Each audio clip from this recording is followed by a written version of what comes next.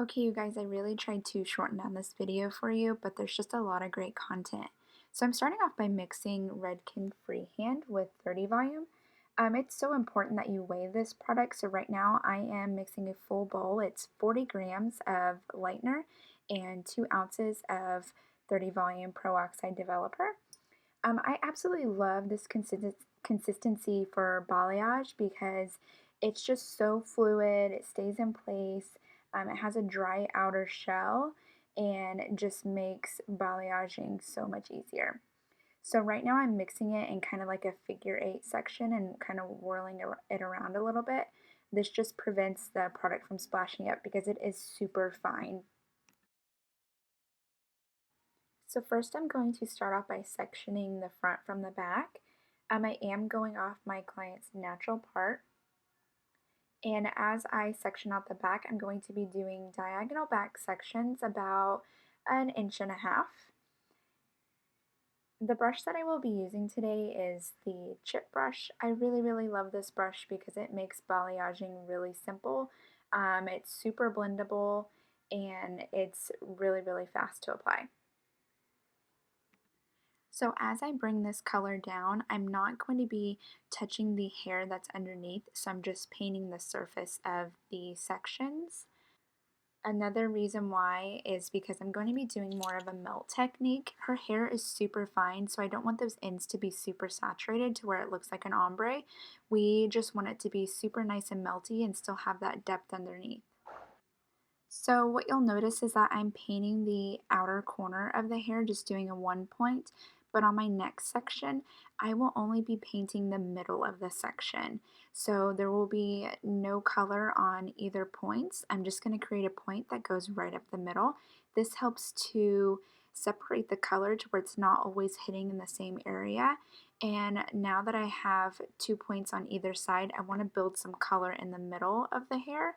So on that next section, you guys will see what I'm talking about.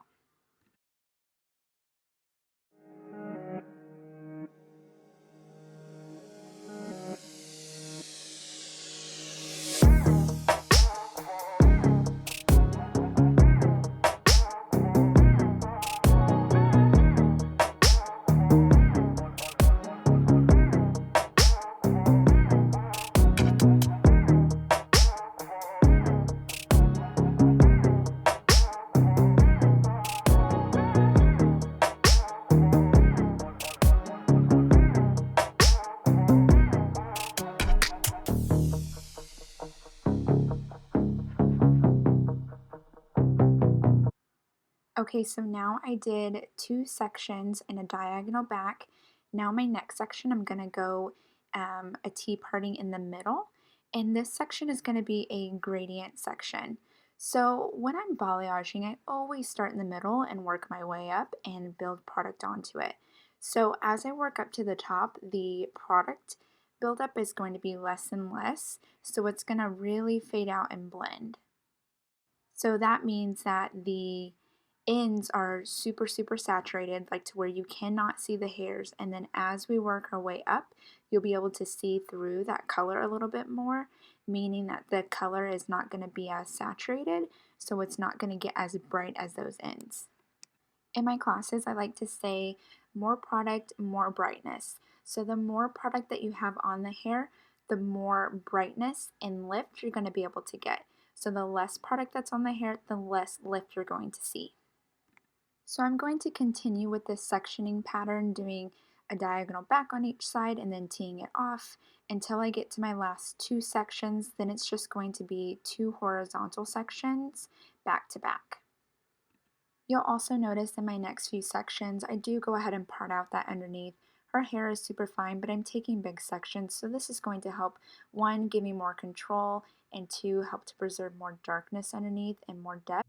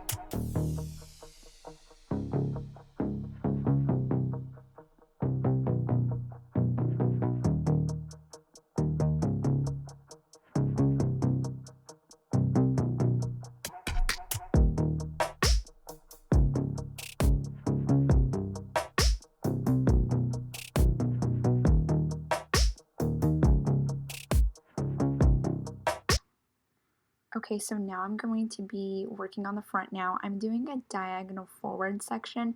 So this is going to keep the underneath really, really dark, but then have pops around her face and on the top of her head. So why this is really important versus the diagonal back on the underneath is that diagonal back brings the color back and diagonal forward is going to help to bring the color forward.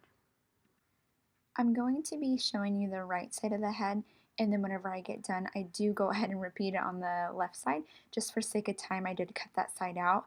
This is a better visual and a better angle of how I paint those sections though. I did not fully saturate that middle. As you can see, the outer 2 points are definitely whiter than the middle. So I'm not going to get as much brightness, but I do get a little bit of lift just to keep the blend.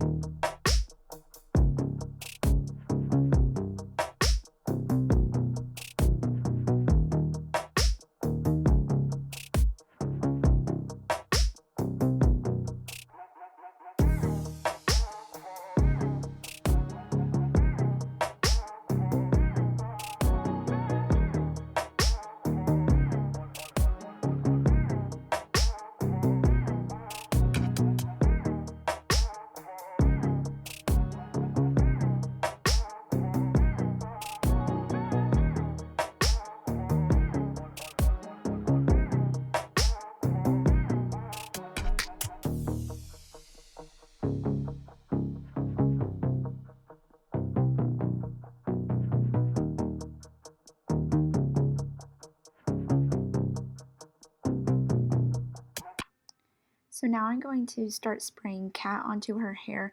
I talk about cat a lot, but this stuff is amazing. It's going to help to put protein back into the hair and even up the porosity before I put on her gloss. I'm using 2 separate glossing formulas. I love Redken SEQ, so there's 7NW, 9NW, and 7N. I'm using 2 separate glosses, so this is my lighter formula, and it's going to be used on the mids and ends. I love to use the Gel Developer for precision application when I'm doing color melts because it helps the color to stick in place, and then whenever I go to brush through it, it helps to blend it seamlessly. So on my zone 1 to zone 2 color, I'm going to be mixing up a darker formula. It's 05NW and 06N in Shade TQ Gloss. So I didn't want to completely get rid of the highlights that we just put into the hair, but I did want to make it super blendy. So we went just about a level and a half lighter than what her natural hair was. So it's just going to grow out really nicely for her and really melt into that lighter color on her ends. When I'm doing a precision gloss like this, I always bring the client back to the chair. So I'm going to start by parting her off on the center, and then I'm just going to quickly work on one side of the head and then move to the other side. You can go back and forth. I just have found that since I'm working on one side, go ahead and finish it out, and then go ahead and move on to the other side of the hair. I'm working with multiple tools, so just being consistent on one side, then moving to the next, I just have felt like it's a lot easier for me than moving back and forth. So I am combing her through with a wet brush to really help to blend that product down, but to not create harsh lines. So since the wet brush's bristles are super flexible, it's not going to cut the color off. It's going to keep gliding it down and blend it out and not look harsh. Now, whenever I'm doing a melt like this, I always bring it down a little bit further in the back and not quite as far up towards the front of her face. I really want to maintain a lot of that brightness in the front and then bring in that depth back. So I do bring it to about where her ears are in the back and then kind of do a halo look up to the front.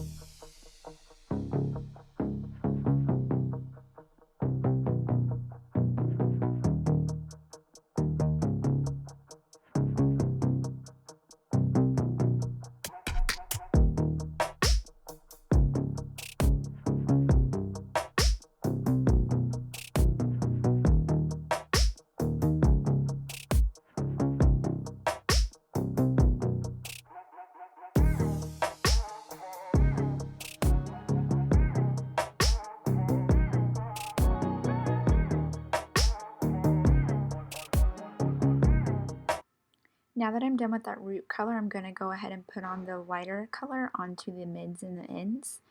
So with SEQ Gloss, you want to make sure that you process for 20 minutes. So what I like to say is for every minute that the gloss sits on is how many washes it will last.